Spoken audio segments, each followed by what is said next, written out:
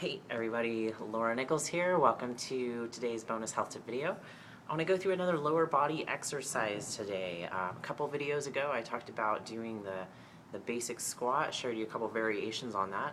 And if you'll recall, or if you want to go back and watch that, I talked about there's two kinds of exercises you can do when you're working out the lower body.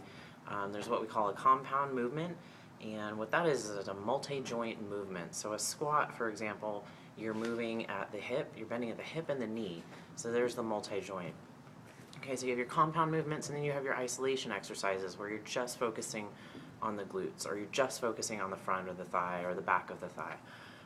So typically when you're working out your lower body, you want to start with some kind of compound movement so you're getting all the muscle groups involved, getting everything warmed up and moving together, and then move into your isolation exercises. So for today I want to show you another compound exercise, a multi-joint exercise. It's a great one. It's one of my favorites. I never do a leg workout without it. A lot of variations on it.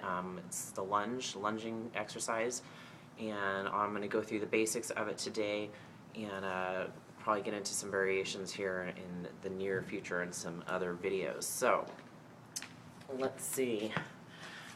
Recall yourself back. If you haven't watched it, watch my very first fitness video I did on posture. So you always want to start anything that you're doing really grounded from the feet up. Check where your feet are, what your hips are doing. I've talked about before, you don't want your hips to be, you want to tuck them underneath a little bit, your pelvis. Again, this is a really powerful part of the body right here. Tucking the pelvis under a little bit is going to help protect the lower back.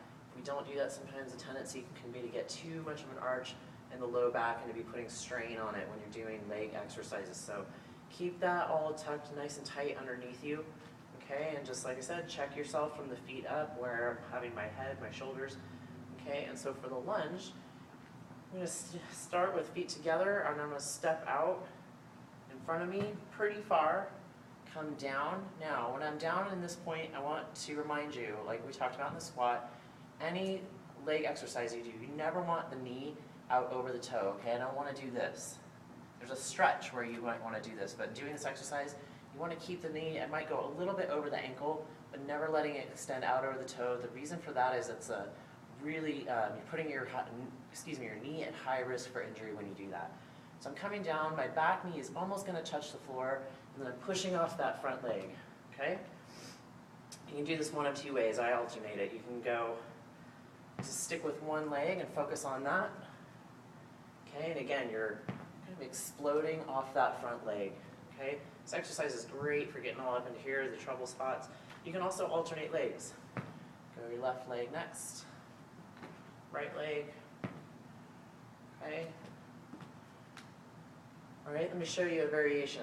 Another way that you can do these is you can actually go backwards. So you're going to start, same thing, check the posture of the head, shoulders are back. Chest is nice and open and proud. And I'm going to step backwards this time. Okay? Step backwards. Now, the thing to watch out for when you're doing lunges, and I see this happen all the time, unfortunately, is you want to keep your torso, your upper body, as still as possible.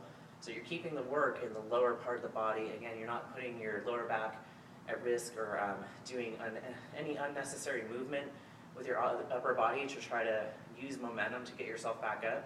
The power should be coming from your legs. So let me show you what I mean by that. When I come down, I want to try to think about keeping my torso as upright as possible. I'm going to avoid leaning forward. I'm not going to swing back. Okay? The torso is quiet, is another way I like to say it. It's not doing anything. It's just passive. The work is all in the lower body. Okay, and when I say using momentum, sometimes I'll see people do this one. Push themselves back up, swing themselves back up. You're really putting yourself at risk for hurting the back.